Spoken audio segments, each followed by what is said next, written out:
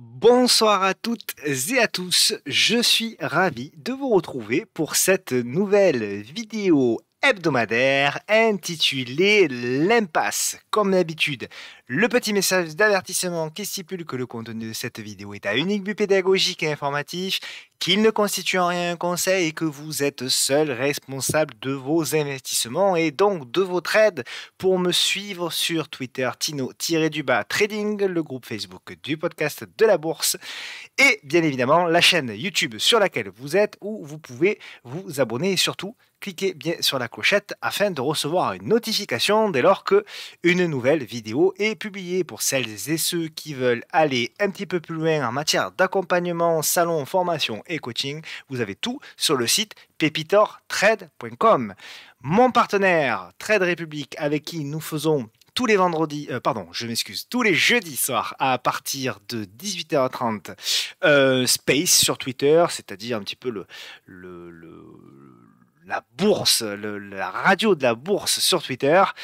Jeudi dernier, c'était comment être plus régulier en bourse. Le podcast est disponible sur le compte Twitter de Trade Republic. Vous pouvez bien sûr le réécouter. Au niveau des actualités du podcast de la bourse, il y a deux actualités principales. La première, que je vous ai déjà indiquée, mais qui se précise, c'est l'émission spéciale Vos actions en live. Donc, j'ai une date, ce sera le dimanche 5 mars, donc je pense que ce sera pour 20h, éventuellement dans les commentaires dites-moi ce que vous pensez de l'horaire, mais je pense que 20h en général c'est un petit peu ce qui arrange tout le monde.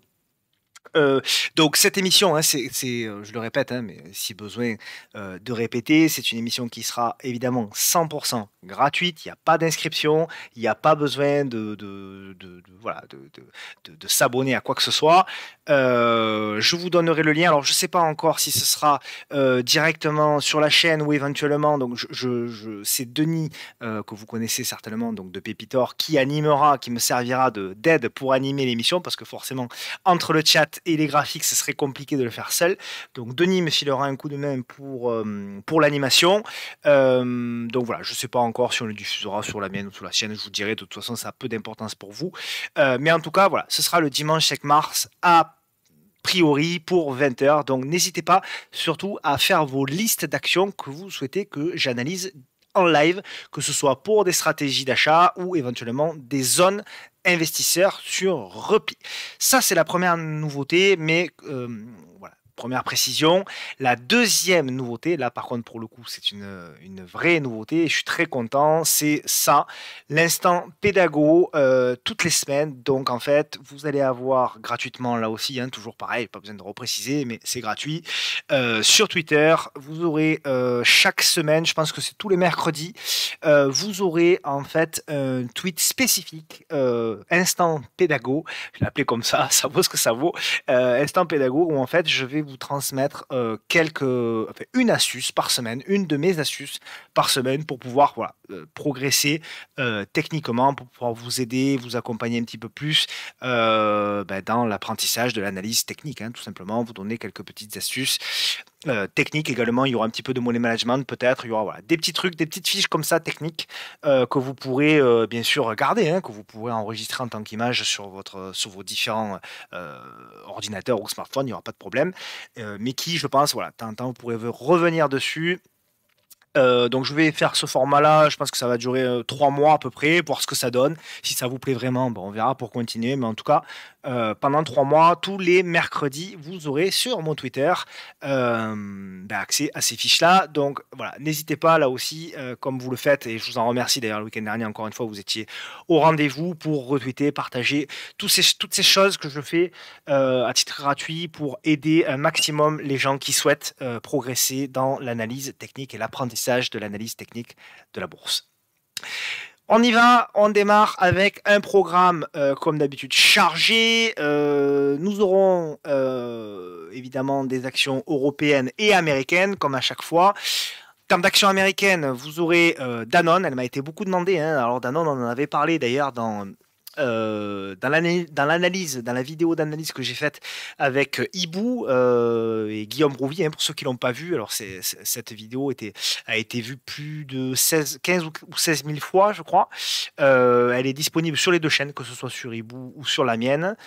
Si vous voulez à la fois l'analyse fondamentale de Danone plus l'analyse technique, alors même si elle date maintenant d'il y a 2 semaines, vous pouvez certainement trouver ce qui vous intéresse sur cette vidéo-là.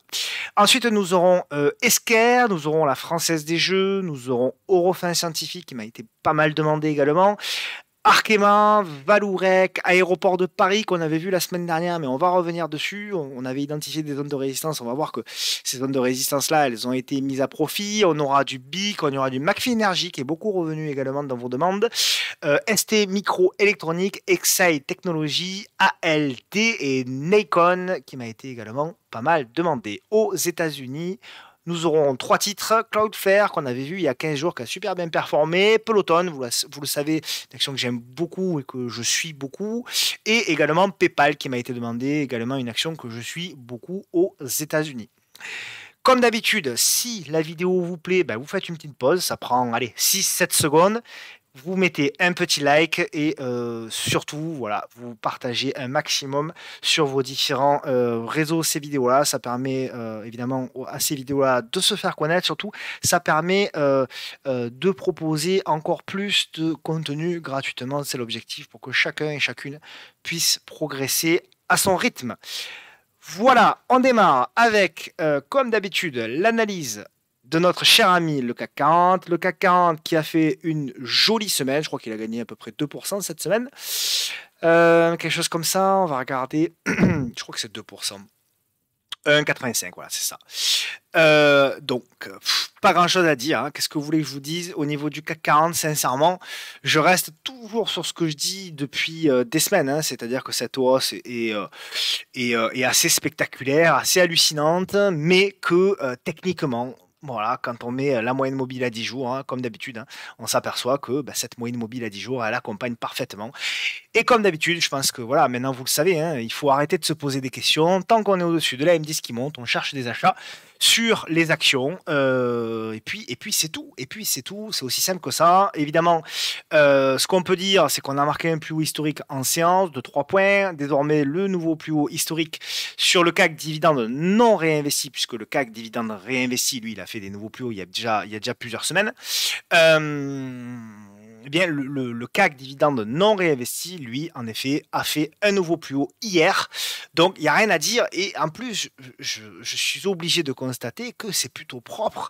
C'est plutôt propre, c'est plutôt bien construit. On le voit. On avait un biseau descendant qui était plutôt ici. Ce biseau descendant, on l'a cassé. On est venu faire le pullback sur cette oblique ici. On a fait le rebond, la petite figure avec la congestion. On a cassé cette espèce de tasséance par le haut. On a accéléré. Arrivé ici, sur cette belle zone de résistance qui était une résistance ici de novembre 2021, décembre 2021, février et mi-février 2022. On est venu bloquer, on a fait un repli et on est venu faire une congestion qui a duré 2 semaines. Cette congestion, elle a cassé par le haut. On est venu faire le pullback, on a recongestionné et on est reparti. Je veux dire, honnêtement, en termes de propreté technique, il n'y a absolument rien à dire sur cette hausse. Alors après, on peut discuter sur les fondamentaux, sur la macroéconomie, sur plein de choses, sur les taux, sur l'inflation. On peut discuter de tout un tas de choses. Mais si on parle technique, cette hausse-là a été extrêmement bien construite. Alors évidemment, quand on arrive sur des sommets historiques, on peut se poser des questions, on peut se dire que est-ce que l'économie aujourd'hui, le monde aujourd'hui va beaucoup mieux que aujourd'hui qu'il y a 1 mois ou 2 mois ou 6 mois ou 2 ans. Effectivement, on est en droit de se poser quelques questions, je l'entends. Mais nous, en fait, on trade. On ne se pose pas vraiment de questions, il faut éviter, même si moi-même, je m'intéresse beaucoup à la macro. Voilà, c'est juste une image de fond. L'image de fond ne fait pas les marchés, ne fait pas les flux. Donc, il faut toujours continuer d'essayer de poursuivre la tendance. Et je reste toujours du même avis. Alors, j'avais mis ces petites zones. Voilà, pour moi, de toute façon, tant qu'on reste au-dessus des 7100 points, on verra pour remonter éventuellement les invalidations. Mais en tout cas, à très court terme, tant qu'on est au-dessus des 7100 points, tant qu'on est au-dessus de la moyenne mobile à 10 jours, à vraiment très court terme, donc 7216 aujourd'hui, il n'y a absolument rien à dire. Il faut continuer de chercher des achats comme on pouvait continuer de le faire en octobre, en novembre. Alors décembre, je le mets entre guillemets, puisque là, décembre, effectivement, il y avait une période où on était sous la M10 globalement, et en plus qu'elle était baissière, mais depuis le 3 janvier, et nous sommes donc aujourd'hui le 17 février, ça fait quand même 6 semaines que le trend a repris, et ça fait 6 semaines qu'on doit continuer à chercher des achats.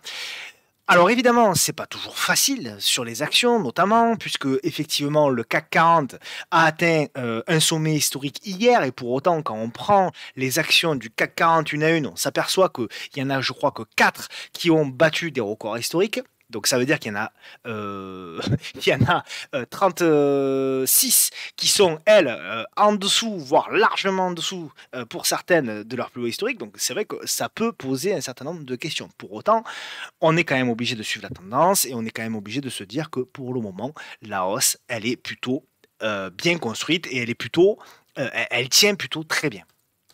Au niveau des small, elle est toujours là également. Là aussi, on s'aperçoit que nous sommes toujours au-dessus de la M10 qui monte. Donc c'est un peu le même constat, à ceci près que, effectivement, le CAC Small est un petit peu moins fort. On est loin des plus hauts historiques notamment, mais on a quand même un beau trend. On avait identifié cette résistance oblique qui avait été cassée. On a eu la petite congestion. On est reparti. Là, ici, on a vu une superbe congestion, ce qu'on appelle un drapeau, un fanion, peu importe comment on l'appelle. En tout cas, une figure de congestion en mode continuation de tendance. On est venu boucher ce gap-là ici qu'on avait indiqué, parfait. Maintenant, pour moi, l'objectif, voilà, c'est toujours de revenir. Alors, je vais le décaler un petit peu, mais globalement, l'objectif, c'est de revenir là.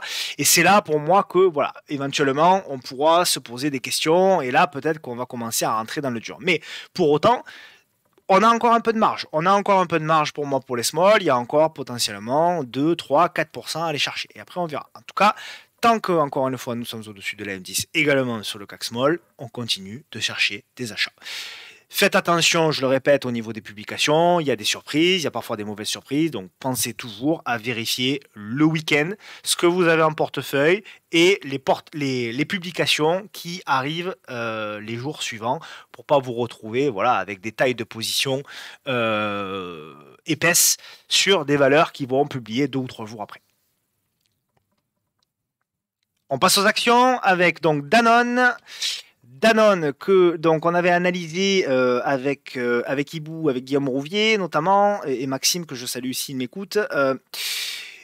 C'est pas mal, ça construit très bien. Alors on avait identifié effectivement cette zone de congestion, et là, effectivement, on a l'impression que, alors j'avais fait des petits schémas, je vais les nettoyer, mais grosso modo, on a l'impression, voilà, j'avais dit zone de résistance à casser à 51, 52 euros. On clôture aujourd'hui au-dessus des 52 euros. C'est très simple. Pour moi, tant qu'on est au-dessus de cette zone-là, il faut tenter quelque chose sur Danone. Alors Danone, ça se traite pas. Ça se traite pas, mais par contre, on peut avoir quand même un timing si on veut la rentrer en fond de portefeuille. Et je pense en effet que là, pour rentrer sur Danone, alors je ne sais pas quand est-ce qu'il publie, etc. Ça, à vous de le regarder, mais en effet, on peut potentiellement tenter quelque chose. Et pourquoi pas, pour ceux qui n'en ont pas, tenter quelque chose au-dessus. Ici, il y a un double top qui s'est formé au-dessus des 52,32 €. Et après l'invalidation, alors il y a 2 possibilités. Pour ceux qui veulent la trader, je déconseille, mais pour ceux qui veulent la trader, invalidation, clôture jour sous les 50 euros, on va dire grosso modo. Pour ceux qui sont plus moyen long terme, qui veulent, voilà, qui se disent, moi, je veux la garder en fond de portefeuille, je veux une invalidation un petit peu plus longue, etc. Je dirais que, voilà, pas de clôture sous les 48, grosso modo ici. Et après, les objectifs à aller chercher, eh bien, effectivement, je jouerai en premier objectif cette zone ici, globalement, et en deuxième objectif, cette zone de résistance. Voilà. Donc, en termes de ratio gain-risque, on est bon. Par contre, effectivement, voilà, c'est Danone, hein, donc c'est pas du ADN, hein, ça va pas à 2000 à l'heure. Il faudrait vraiment des publications ou des événements un peu surprenants pour pouvoir la faire accélérer. Mais globalement, voilà, c'est pas une action qui fait bouger les portefeuilles à 2000 à l'heure. Hein. Donc ça, c'est plutôt du fonds de portefeuille en mode investisseur pépère qui veut garder ça, encore une fois, de côté sur une petite partie de son capital. Donc voilà pour Danone. Esker, alors Esker, elle est intéressante. Elle est intéressante, je trouve, Esker. Ça se regarde. Voilà, ça se regarde. il y a deux manières de voir les choses, mais de toute façon, pour moi, c'est encore de l'observation. Hein. Esker, donc quand on la reprend, donc c'est une tendance très haussière. Alors Esker, fondamentalement, c'est bon, mais c'est très cher. C'est la problématique. Le PER est encore, malgré la baisse, très élevé. Mais globalement, c'était quand même historiquement une tendance très haussière. On va dire même une bulle hein, qui s'est formée pour moi à partir de 2020, une bulle spéculative. Cette spéculation s'est achevée ici en janvier 2022. On a eu une énorme chute, hein, très, très violente, comment dirais-je, très régulière finalement là aussi. Et puis finalement, on est arrivé quand même à casser le rythme de cette baisse et nous sommes arrivés grosso modo, voilà, on va dire, à stabiliser les cours. Voilà, en gros, dans une sorte de range. Et donc, pour moi, ça s'observe parce que, alors, je ne sais pas si ce range va casser par le haut, par le bas, mais en tout cas, effectivement, je constate que les cours ont tendance, sur du moyen terme, depuis environ, depuis presque un an finalement, les cours ont tendance à ne plus trop baisser.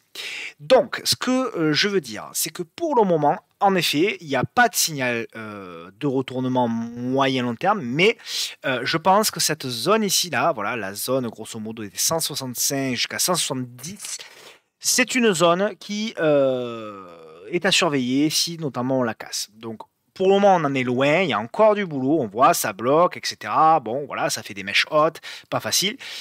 Mais en tout cas, pour moi, éventuellement, il y aura peut-être quelque chose à tenter. Et je pense, on verra là aussi, j'imagine bien en tout cas que Esker est en train potentiellement de construire vraiment une congestion. Voilà. Un truc qui pourrait durer encore, avant ou de casser par le haut, ou éventuellement de casser par le bas. Donc c'est une action un petit peu comme Nikon qu'on verra un petit peu plus tard. C'est une action non pas à trader encore, c'est encore un petit peu trop tôt je pense. Je pense que la figure n'est pas encore mûre. On va le voir également encore une fois pour Nikon. En revanche, je pense que c'est une action voilà, à se mettre dans une liste de surveillance, à regarder un petit peu les publications, quand est-ce qu'elles arrivent et quand est-ce qu'elles sont programmées, et éventuellement à observer et attendre le signal alors d'achat premièrement, mais surtout la porte d'entrée. Hein, vous le savez, je le répète dans mes vidéos, avoir un signal d'achat, c'est bien. Identifier une tendance haussière, c'est bien. C'est pas tout le monde qui sait le faire, ça demande de l'apprentissage, ça demande de la formation. Mais une fois qu'on a tout ça, une fois qu'on a identifié des signaux d'achat, une fois qu'on a identifié qu'on est dans une tendance haussière, il faut également que la tendance haussière nous offre un point d'entrée. Sinon, ça sert à rien. Et un point d'entrée, c'est quoi? C'est un signal technique avec un ratio gain-risque intéressant. Donc voilà pour Esker, en mode observation, j'ai pas vraiment d'avis, c'est plutôt de la neutralité, même si j'ai l'impression que voilà, l'action est en train de construire quelque chose de sympathique. Mais encore une fois, c'est un chouïa trop tôt, donc je préfère anticiper et vous proposer voilà, des titres à surveiller également parmi ceux que vous m'avez proposés pour les jours, semaines, voire potentiellement mois suivants. Hein. La Française des Jeux, alors Française des Jeux c'était pas mal, hop, je vais enlever ça. Je vais même enlever ça, c'est pas la peine. Donc, nous avions, là c'était un petit peu similaire hein, à Esker, entre guillemets sur le point de départ. Donc, c'est une tendance très haussière, et puis derrière, on a une grosse baisse assez régulière dans une sorte de canal. Voilà, on le voit grosso modo, une sorte de canal ici, tac, tac, tac. On est arrivé ici à proximité du haut de ce canal, on a fait la congestion, on a cassé par le haut. Alors, c'est dommage parce qu'une fois qu'on a cassé par le haut, l'oblique ici, on n'a pas fait vraiment voilà, de congestion pour pouvoir reprendre. Il y en avait une petite potentiellement ici, une petite ici, mais voilà, c'était moyen. On est venu quasiment faire l'objectif. J'avais fixé l'objectif ici à 41, 44. On n'est pas arrivé tout à fait, mais quasiment. On s'est arrêté à 41 pile. Mais voilà, grosso modo, pour moi, là maintenant, quand même, on acte un petit peu la consolidation un petit peu plus franche. Il y a pour moi effectivement une zone. Hop, je vais la monter un petit peu. Voilà, toute cette zone ici, qui est une zone qui pourrait être potentiellement intéressante pour potentiellement prendre une position si. Pardon, je bouge un petit peu, mais ça fait mal aux yeux, je sais, j'en suis désolé, mais c'est pour vous montrer. Voilà, potentiellement, si on faisait quelque chose comme ça, qu'on venait dans cette zone et qu'on déclenche ensuite un signal d'achat avec une belle congestion. Voilà, grosso modo, cette zone-là peut être mise à profit.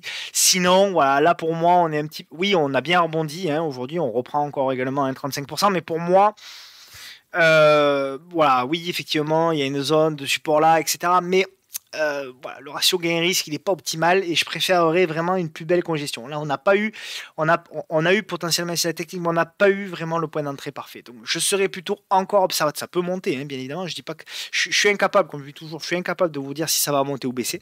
Par contre, je suis capable de vous dire, de vous proposer des zones où potentiellement, si des signaux techniques se déclenchent, ça peut être intéressant d'intervenir. Voilà. C'est ce que j'essaye de vous enseigner, hein. Alors, il y a toujours, pas toujours, de moins en moins, heureusement, tant mieux, mais il y a toujours quelques malins qui disent oui, tu nous dis jamais si ça va monter ou ça va baisser, mais parce que j'en suis incapable et personne ne peut le savoir. Par contre, ce qu'on peut faire, c'est identifier des zones et potentiellement montrer quels pourraient être, qu'est-ce qui pourrait constituer des signaux techniques d'achat. Donc voilà pour la française des jeux. Eurofin scientifique. Alors Eurofin scientifique, nous on a tenté une petite achat là au niveau du salon. Pour le moment, bon, c'est pas une franche réussite. Mais en tout cas, voilà. Alors j'en ai parlé il y a quelques temps, hein, d'Eurofin scientifique. Pour moi, c'est une valeur qui, pareil, un petit peu comme Esquire, qu'il faut suivre. On le voit au niveau du momentum, hein. On avait un momentum très baissier et là, on est plutôt à l'image, encore une fois, de SKR. Voilà, on est plutôt dans une zone de congestion, consolidation à plat. Et donc, moi, ce que je guette, et c'est pour ça que j'ai tenté un achat là, pas très cher, ça coûte pas très cher, hein, c'est un achat qui nous coûte, en l'occurrence, potentiellement, si ça se passe mal, ça nous coûte 2%, hein. Donc, vous voyez, c'est des achats qui coûtent pas cher, mais parce que je pense que si elle lance quelque chose, ça peut accélérer et ça peut aller chercher les objectifs que j'ai indiqués ici, notamment, pourquoi pas, le gap, ici, le gap baissier du 27 juillet. Donc ça fait des objectifs sympas en termes de ratio gain-risque. Alors évidemment, ça reste une tendance baissière depuis septembre 2021, mais pour autant, voilà, ça construit bien au niveau de Eurofin scientifique, comme je vous disais sur SKR. Voilà, ça fait partie des valeurs. Alors évidemment, ça peut repartir à la baisse, et si on venait à casser ce support oblique-là, à ce moment-là, je vous dirais, bah, c'est plus la peine, etc., etc. Pour autant, pour le moment, j'aime bien. On a cassé des biseaux, vous voyez, on casse le biseau, on fait la construction, on fait la congestion, on casse ici, on fait la congestion. Donc vraiment, je trouve que la construction est pas mal. Alors, je ne sais pas si quelqu'un a des informations précises au niveau des dates de publication, parce sur 3 sites, il y a eu trois dates différentes. Il y a eu le 22 février, il y a eu le 8 mars, enfin bon, bref, il y a eu plusieurs dates, mais en tout cas, si quelqu'un a la date exacte, je suis preneur. En commentaire, vous pouvez la transmettre. Donc voilà, pour Eurofin scientifique, je ne sais pas ce qu'elle va faire, mais en tout cas, à ce stade, ça construit plutôt pas mal sur le titre. Arkema, alors un petit peu déçu Arkema, mais c'est pas fini pour moi. Donc on avait pour moi hop, je le dézoome, voilà, une espèce d'épaule, tête et épaule inversée. On a fait le break, on a fait le pullback un petit peu exagéré. Donc nous on avait pris un trade d'ailleurs sur le salon, on est sorti en très très léger gain. Là-dessus, on avait pris l'achat ici. Ça s'observe quand même encore, parce que potentiellement ça peut être un faux breakout ici pour ceux qui connaissent un petit peu la stratégie. Ça peut être un faux breakout, donc potentiellement, pourquoi pas tenter, là aussi, il faut regarder les dates de publication, je crois qu'il publie bientôt Arkema, pourquoi pas tenter quelque chose ici. Alors stop pour les plus agressifs d'entre vous, ici sous les 81,95 € en clôture jour, ou alors sous les 90, on ira chercher les 99,30 et on ira chercher le gap ici aux alentours des 105, et si ça passe, après on pourra garder un reliquat pour vouer un retournement un petit peu plus, un mouvement un petit peu plus moyen long terme. Donc voilà, je reste positif, hein, à ce stade. On est en train d'essayer de repasser au-dessus de la M10 journalière. En hebdomadaire, on est toujours au-dessus de la M10 hebdomadaire qui monte. On est en zone de repli. Donc c'est pas mal. Honnêtement, moi je me demande si je vais pas retenter quand même le coup sur Arkema la semaine prochaine si la date de publication n'est pas trop proche. En swing trading, hein, évidemment, hein. De toute façon, moi, je fais quasi exclusivement que du swing trading, c'est-à-dire des ordres posés le soir, et notamment sur le salon, moi ce que je propose, c'est uniquement des ordres posés le soir hors marché pour nos abonnés. Valourec, alors Valourec, c'est pas mal, c'est pas mal. Alors, je dézoome un petit peu. Valourec, pardon, je fais un petit peu de ménage, quelques backtests, hop, hop, hop, hop. Pardonnez-moi, je nettoie un petit peu ma chambre. Donc nous avions, voilà, ça fait partie également des figures qui sont intéressantes sur du moyen long terme parce que là aussi, nous étions dans une tendance baissière et vous voyez, on a construit un socle. Alors ce socle, il date quand même de octobre 2020 et on a une figure, voilà, en effet, qui est venue taper 3 fois ici le support oblique et puis lorsqu'on zoome on avait effectivement une résistance oblique ici qui a été cassée, on a fait le pullback, on a relancé et là on revient titiller un petit peu le haut de cette figure. Donc c'est plutôt intéressant. Il y avait quelque chose à tenter, notamment ici au-dessus des 14,33, mais voilà, je ne connais pas l'actualité. On peut voir également potentiellement ici un biseau ascendant, donc il faut quand même faire attention. Mais voilà.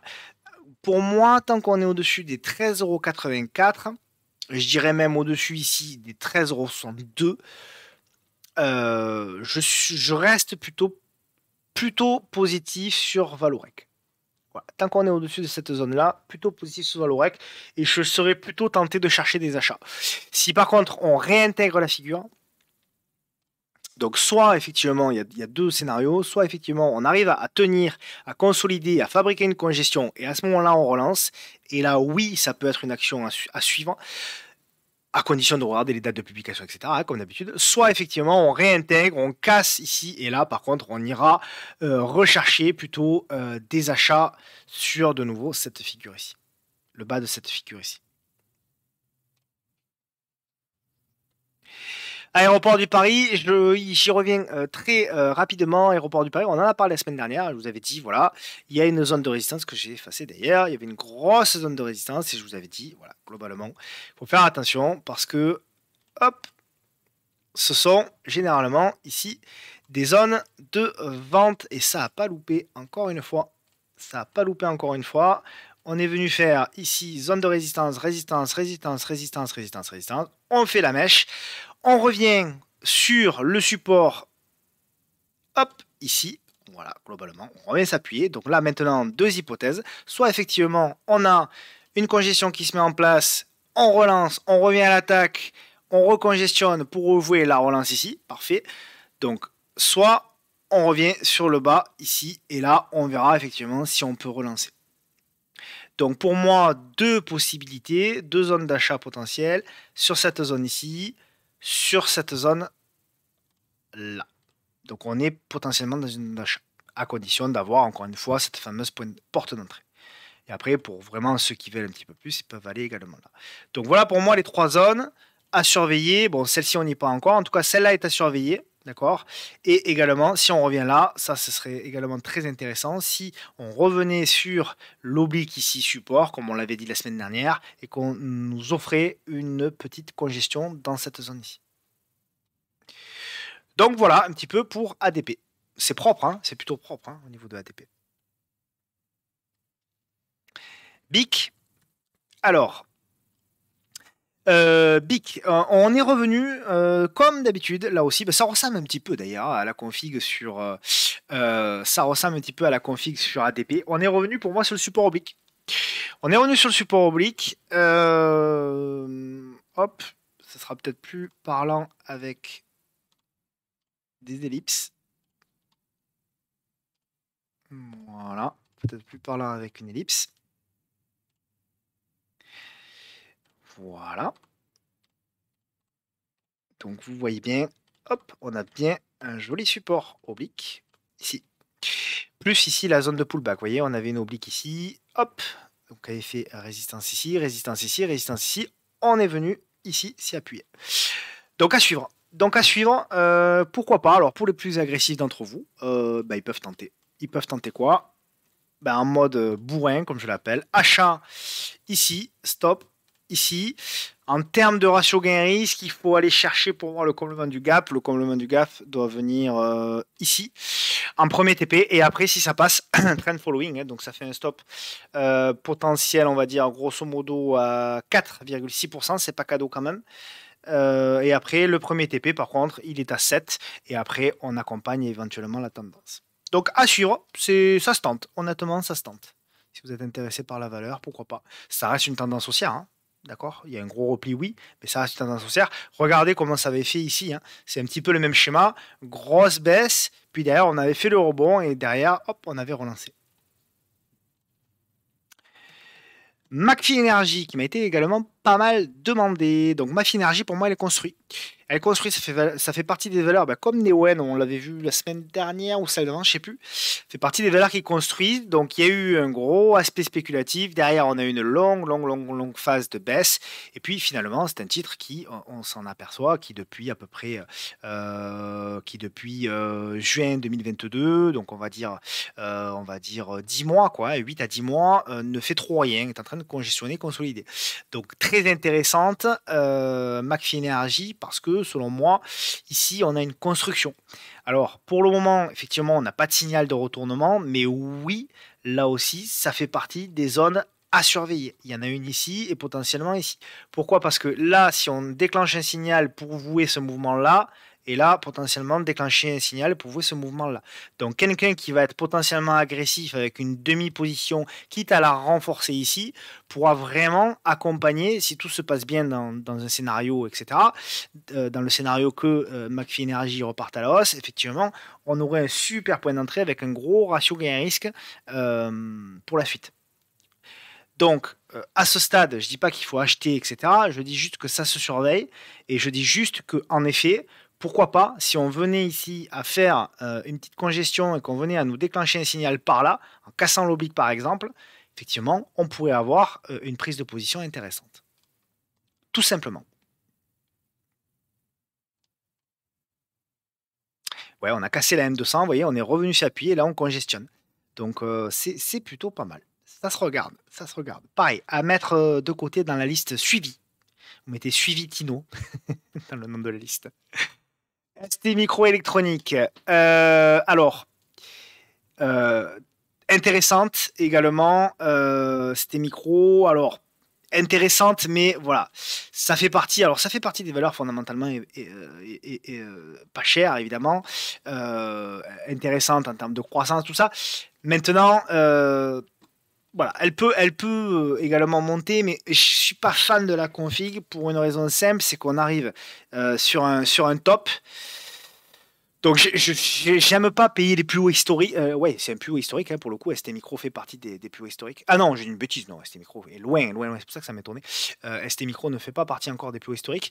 Mais voilà, pourquoi pas. Mais voilà, elle est pas forcément. Bah, ça fait pas partie de mes configs préférés. À voir en tout cas, il faudra.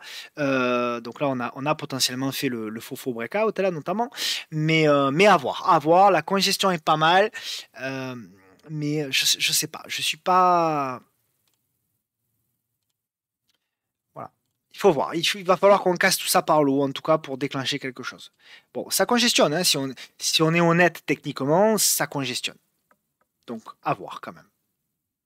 Donc j'ai pas de setup technique hein, honnêtement là à vous donner hein. Là pour le coup, je la montre. Oui, effectivement, c'est haussier. Alors bon, voilà. Si on repasse au-dessus en effet des 46,90, voilà, pour les plus agressifs d'entre vous, vous pourrez tenter un achat potentiellement.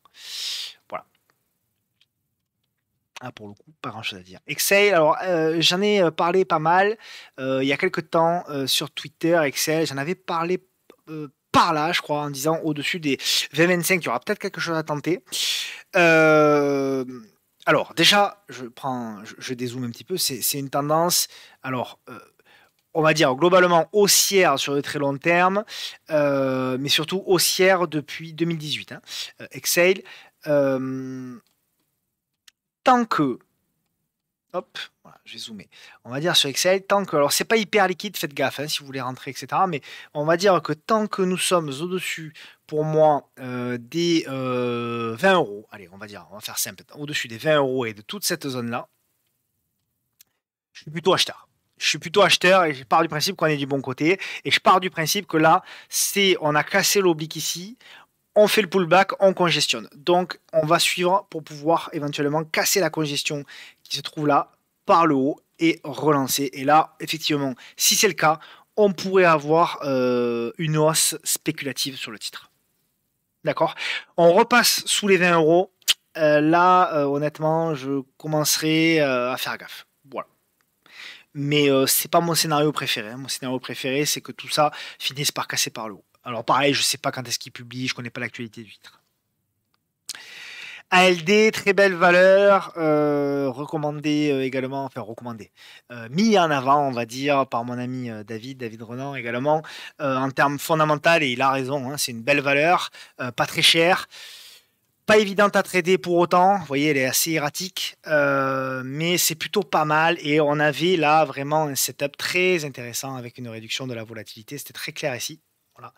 Parfait, ça c'est vraiment le genre de config que vous devez rechercher pour pouvoir rentrer sur un titre avec, j'imagine, très peu de volume, quoique non, il y en avait. Donc voilà, le genre de config très intéressante. Il y a notamment une zone de gap, pour ceux qui en ont déjà, il y a une zone de gap ici à aller potentiellement chercher en termes de comblement. Donc c'est plutôt intéressant, et là c'est pareil, je dirais que grosso modo, tant qu'on tient la zone ici des 12 euros, tant qu'on reste au-dessus des 12 euros, honnêtement, pour moi, l'objectif, c'est plutôt d'aller chercher ce gap ici. Voilà. S'il y a un repli avec une congestion, etc., on charge de l'achat pour aller chercher le gap. S'il y a un repli plus profond et qu'on casse les 12 euros, alors là, on fera gaffe parce que pour moi, ça sera plutôt dangereux. Voilà un petit peu les zones clés à identifier sur LD pour moi. Nikon qui m'a été demandé, notamment par Fabien, que je salue, qui a toujours des bonnes idées sur les small caps. Eh bien, pour moi, Nikon est dans une construction. Alors, on est vraiment dans un début de quelque chose potentiel. Donc, Nikon, c'était plutôt une tendance haussière. Et pour moi, à partir du moment où on a cassé le 13 septembre ce trend-là potentiel, pour moi, c'est devenu baissier. Alors, ne nous y trompons pas donc. Ne nous y trompons pas donc. Nikon reste une tendance baissière. Ça reste un titre aux fondamentaux pas trop mal, mais par contre, c'est un titre qui est pour le moment boudé par les investisseurs.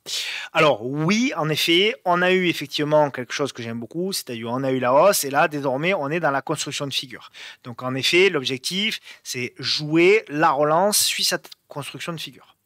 Et effectivement, ça construit plutôt pas mal, puisque là, on avait, depuis à peu près un mois, on avait un titre qui végétait. Et là, on tente de casser tout ça par le haut.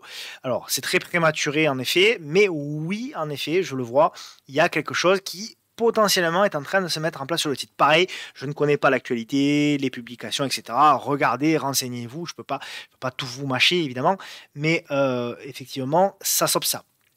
Pour autant, donc ça s'observe tant que pour moi, on tient grosso modo la zone des 2,30 €. On repasse sous 2,30 €. Attention, ne tenez pas le titre, ça peut vraiment aller très vite à la baisse, d'accord? Donc là, ça reste un petit titre, il y a 200 000 € échangés aujourd'hui notamment, donc ça reste un petit titre, il faut tailler sa position, il ne faut pas faire n'importe quoi, ne mettez pas 20% de votre portefeuille là-dessus, mais potentiellement, oui, il y aura peut-être quelque chose à tenter, notamment si on arrive à repasser pour moi au-dessus des 2,52 €. Donc pour moi, achat potentiel au-dessus des 2,52 €. Pour aller chercher quoi? Pour aller chercher les 2,90 € ici, qui est déjà une belle zone, et ensuite on ira chercher, on commencera à parler de l'entrée de gap, etc. D'accord? Invalidation, si vous faites du moyen terme, invalidation sous les 2,30 €. D'accord? Donc ça fait quand même des stops assez élevés, hein. Pour ça que là aussi, il faut avoir des tailles de position raisonnables, hein. Ça fait quand même des stops à 8-9% si on est moyen termiste, hein, si on fait du swing. Donc là aussi, on ne peut pas se permettre de mettre 20% de ce portefeuille là-dessus. Donc voilà pour Nikon. On passe aux États-Unis avec Cloudflare que je vous avais présenté il y a, je sais pas, ça devait être aux alentours du fin janvier, quelque chose comme ça. Ah non, c'était ici, peut-être le 2 février. Bon, je sais plus. En tout cas, c'était il y a quelques semaines. Et on avait identifié en effet que nous étions là aussi sur potentiellement une figure de retournement, puisqu'on avait une base consolidée ici. Cette base consolidée l'a bien congestionnée sous une oblique. Belle congestion ici, on casse l'oblique, on fait le mouvement spéculatif. Je vous avais dit, voilà, j'avais dessiné un petit peu au hasard, le fait que potentiellement on ferait un repli, une nouvelle congestion pour relancer, et c'est plus ou moins ce qu'on a fait. Donc je nettoie un petit peu ma chambre. Donc on a fait effectivement la poussée, le repli, la congestion, avec ici, hop, voilà, la petite congestion, elle était vraiment petite, il fallait peut-être se mettre en 4 heures ou en 2 heures pour pouvoir l'identifier. Donc là, on est toujours dans le même délire pour moi, on est toujours dans le même délire, on est toujours dans de la construction, ça reste positif, on reste au-dessus de la M10, donc là, c'est toujours la même chose, on tente de chercher, si on a un point d'entrée, ceux qui veulent tenter quelque chose, on voit si on a la possibilité d'avoir un point d'entrée sur Cloudflare, parce que là aussi, on a vraiment du potentiel. On a vraiment encore du potentiel, notamment si on revenait juste grosso modo dans cette zone-là, hein, qui est déjà une première zone intéressante, ça fait plus de 50% de gain, hein, donc c'est intéressant. Donc je reste sur mon avis, au-dessus de la M10 jour, au-dessus de la M10 semaine, on le voit, le signal d'achat ici, hebdo, a été déclenché ici. Donc voilà, il n'y a rien à dire, on continue sur ce genre de titre, on continue à chercher des achats. Je répète, continuer à chercher des achats, ça veut dire avoir à un moment donné un setup qui nous offre une porte d'entrée à pas cher. Peloton, pareil, j'aime beaucoup ce qu'elle est en train de faire. Alors ça va vite, hein, Peloton, c'est spéculatif, ça va vite, etc., etc. Mais on est toujours dans des figures qui, moi, m'interpellent. Parce que voilà, il y avait une bulle spéculative qui s'est formée, la chute a été absolument délirante. Et là, on le voit, là aussi, depuis mai 2022, on a un titre qui ne fait plus rien, qui fait une conso à plat. Et là, le titre se réveille un petit peu et tente de sortir par le haut. Et ce qui est intéressant, alors c'est pas fait, c'est pas gagné, il y a du boulot, etc., etc. Mais ce qui est intéressant, c'est que nous avions effectivement cette oblique ici, baissière, qui a été cassée par le haut, on fait le pullback. On fait le pullback et là on voit on a de la réduction de la volatilité, on voit que grosso modo, voilà, il y a pour le moment des choses qui sont en train de se construire. Donc ce qui va m'intéresser, c'est potentiellement si on va arriver à casser, de savoir si on va arriver à casser cette oblique-là par le haut. Voilà. Et effectivement, si on casse l'oblique par le haut et si on repasse au-dessus des 14,89$, au-dessus des 15$ grosso modo, effectivement, on pourra tenter quelque chose pour aller chercher notamment ici les 17,64$.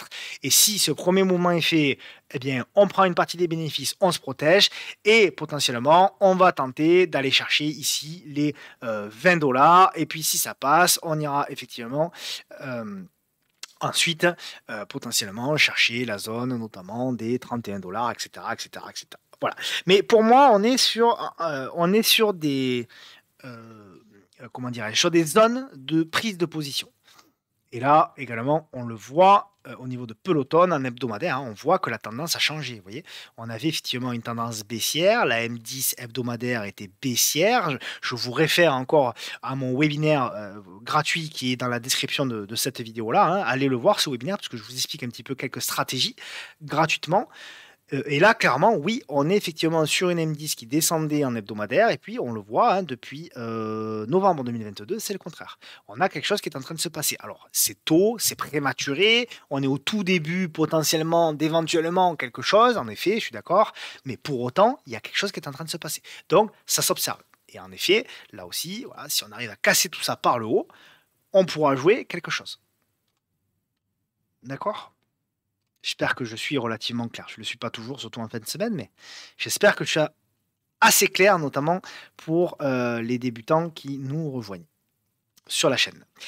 Et on va terminer par PayPal Holding, donc plutôt pas mal. Alors, plutôt pas mal. Là, ça ressemble un petit peu au même config. Hein. Vous voyez, on a un titre donc, qui est revenu sur un support oblique. On avait effectivement une belle congestion qui s'était faite ici, une double congestion même, puisqu'on avait une congestion sous cette oblique-là, un biseau descendant ici qui a été cassé par le haut. On fait la congestion, on casse par le haut à nouveau ici. Et je vous avais indiqué quand on l'a cassé. Voilà, maintenant, il faut attendre la congestion, la consolidation. Ce qui me gêne un petit peu, c'est que là, pour le moment, on fait le pullback. Oui, c'est vrai, on est en train de faire le pullback, mais ça exagère un petit peu. Donc, gaffe quand même. Ce que j'aimerais beaucoup, c'est attendre maintenant le rebond et vraiment la mise en place d'une congestion. Et là, effectivement, on tentera quelque chose. Voilà. Là, pour le moment, c'est trop tôt. Les plus agressifs d'entre vous, pardon, il y a une oblique ici. Voilà. Si on passe éventuellement au-dessus de l'oblique et au-dessus des 79$, pourquoi pas tenter quelque chose sur PayPal. Donc voilà un petit peu pour mon analyse. C'est à peu près tout au niveau des titres. Donc globalement, en synthèse un petit peu pour la semaine prochaine. Effectivement, euh, on est en droit de se poser des questions hein, sur cette hausse des marchés qui est quand même très axée CAC 40, voire même quelques valeurs du CAC 40, mais pour autant, ça reste haussier. Donc, mon conseil, entre guillemets, ce que je privilégie en tout cas de mon côté, et c'est toujours la même philosophie, tant que mon indice de référence est au-dessus de la moyenne mobile à 10 jours, je cherche des achats. D'accord? Donc, tant que le CAC 40 ici évolue au-dessus de sa moyenne mobile à 10 jours en clôture journalière, je continue à chercher des achats, etc. etc. Alors, pas n'importe comment, sur des actions qui m'offrent des ratios gain-risque intéressants, sur des actions qui sont, elles, également aussi dans des tendances haussières, c'est-à-dire potentiellement au-dessus des moyennes mobiles à 10 semaines, etc. etc. Donc voilà un petit peu ce que moi je préconise, grosso modo, pour la suite. Et tant qu'on n'a pas de signaux contraires, on continue à jouer ça. Je voulais vous dire également merci. On arrive aux 5000 abonnés sur la chaîne. Là, on n'y est pas tout à fait, mais on va y arriver. C'est incroyable, honnêtement. En 2 mois, je crois que la chaîne a doublé ses abonnés. C'est grâce à vous. Alors oui, c'est sûr que c'est également grâce à moi, puisque je partage énormément de choses, et donc ça attire beaucoup de monde, mais c'est également grâce à vous, et vraiment, je tiens à vous remercier. Je le fais tout le temps, mais vraiment, c'est grâce à vous que je mets autant d'énergie et je passe autant de temps à délivrer tout ce contenu-là, et notamment avec le contenu de l'instant pédago qui va être délivré chaque semaine sur Twitter. C'est grâce à vous. La seule manière de me dire merci, c'est de retweeter, c'est de partager, voilà, c'est de faire du bruit autour de ces projets-là, parce que moi, voilà, de voir qu'il y a de plus en plus de monde, de plus en plus de likes, de plus en plus de vues, ben, forcément, c'est un petit peu ma récompense hein, du travail. Donc voilà, je vous remercie pour ça, et j'espère que encore une fois l'aventure va continuer. Je vous ai promis fin 2022 que l'année 2023 allait être très riche en termes de contenu gratuit. Je pense que je suis au rendez-vous là-dessus, et je vous remercie parce que vous l'êtes aussi. Et voilà, donc merci encore une fois pour tout ça. Je vous embête pas plus. Je vous souhaite de passer un agréable week-end. Reposez-vous, prenez soin de vos proches, et je vous dis rendez-vous la semaine prochaine pour une nouvelle vidéo et l'instant pédago mercredi. À bientôt. Ciao, ciao.